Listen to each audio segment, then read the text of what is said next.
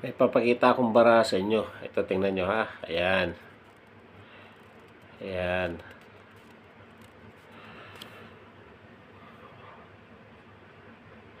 Anim na baraha.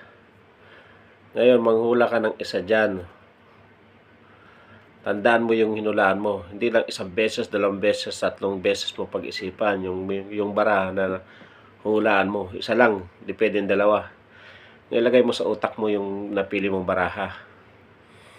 Okay, ngayon, kung nakapili ka na, at alam mo na yung napili mo, lapit ko yung baraha. Kailangan na natin itong ano yun. Mamimili ako ng baraha. Kung ano yung ano mo, yung napili mo. So ngayon, ilalagay ko yung napili mong baraha dito. Dito natin ilalagay yung baraha na napili mo. Yan, dito natin ilalagay. Sama natin yan. Ilalagay ko yung napili mo dito isa. Ilalagay ko ha. Yan, dito ipakita sa iyo para di mo mahulaan. And ito yung baraha na napili mo. Isa, dalawa, tatlo, apat.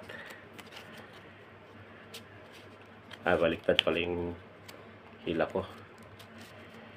Ayan. Wala naman dyan yung baraha na pili mo. Wala, diba? O ngayon, kung nagustuhan mo yung tricks ko, paki-follow naman ang page ko. Paki-share na rin. Salamat.